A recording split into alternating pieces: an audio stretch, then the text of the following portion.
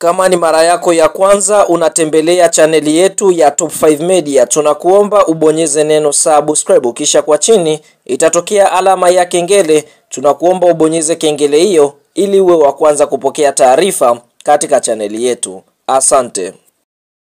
Mchezo mkubwa wa ligi kuu soka Tanzania bara almaarufu kama NBC Premier League ambao tumetoka kutazama siku ya jana kutokea katika uwanja wa Sokoine uliopo mkoani Mbeya ni mtanange ambao umekutanisha klabu ya soka ya Yanga Sports Club dhidi ya kikosi cha timu ya soka ya Tanzania Prisons, ambapo mchezo huu uliweza kumalizika kwa klabu ya soka Yanga Sports Club kuweza kufanikiwa kuibuka na ushindi wa mabao 5-0 dhidi ya kikosi cha timu ya soka ya Tanzania Prisons ama wajelajela, na klabu ya soka Yanga Sports Club kwa upande mwingine mabao yao yalitokana katika kipindi cha kwanza na kipindi cha pili. Fahamu klabu ya soka ya Yanga Sports Club katika dakika ya 31 kupitia kwa Mudathiri Yahya Abbas aliweza kuitanguliza klabu ya soka ya Yanga Sports Club, lakini kabla ya kwenda mapumziko, yani kipindi cha kwanza kumalizika, tunashuhudia Mwamba Lusaka Clatous Chama aliweza kuipatia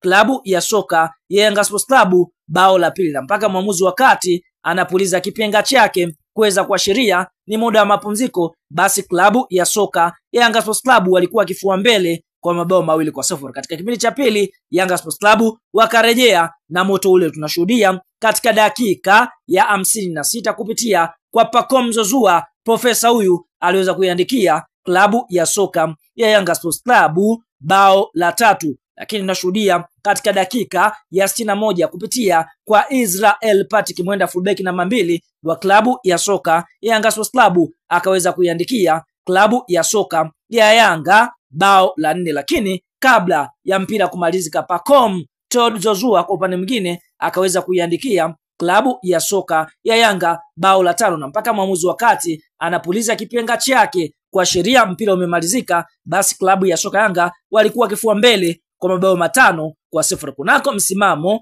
wa ligi kuu ya NBC kwa sasa, klabu ya soka Young Africans ama timu ya wananchi wapo katika nafasi ya kwanza, ambapo Yanga wamecheza michezo 28, katika michezo 28 wameshinda michezo 25, sare mchezo mmoja pekee, huku wakipoteza michezo miwili. Young Africans ama timu ya wananchi ndio klabu ambayo imefunga mabao mengi, wakifunga mabao 76, huku wao wakiruhusu mabao 10. Goal difference ni mabao 66 wakiwa na alama 76 katika nafasi ya kwanza ya msimamo wa ligi kuu ya NBC. Lakini katika nafasi ya pili wapo wapinzani wao ambao ni Simba Sports Club, ambapo Simba nao pia wamecheza michezo 28. Katika michezo 28 Simba wameshinda michezo 24, huku sare ikiwa ni michezo mitatu, wakipoteza mchezo mmoja pekee. Simba Sports Club wamefunga mabao 68, huku wao wakiruhusu mabao 11. Goal difference ni mabao 57 wakiwa na alama 75 katika nafasi ya pili ya msimamo wa ligi kuu ya NBC. Kwa hiyo tofauti ya alama kati ya Simba na Yanga Africans ni tofauti ya alama moja, kwa mbio za ubingwa bado ziko pale pale, kwa sababu tunashuhudia kwa sasa vilabu vyote viwili vimesalia na michezo miwili ya ligi kuu ya NBC. Bwana, kabla ya kuendelea mbali, kama ni mshabiki wa Yanga Sports Club unaamini Yanga Africans watakwenda kubeba ubingwa msimu huu, like video yetu.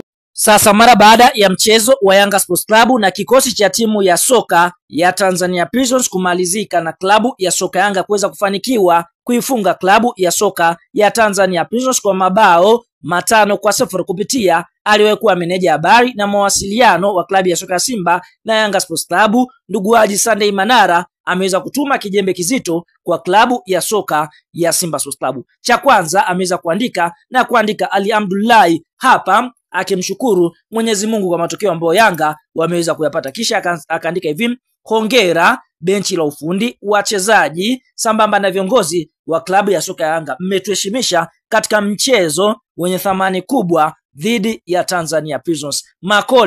Makolo ole wenu, mkimbie Juni 25. Huyo ni Haji Sunday Manara, akimaanisha kwamba ya Simba hawataki kukimbia Juni 25 kwa sababu Yanga wanatoa dozi nene kwa klabu ambayo itapita mbele yao. Kwa hiyo hivyo, kwa upande mwingine anamaanisha hiki ambacho kimewakuta Tanzania Prisons basi kinaweza kuikuta hata klabu ya soka Simba. Kwa hiyo wasikimbie ile Juni 25 katika mchezo wa Kariakoo Derby ambao umepangwa kuchezwa tarehe hiyo.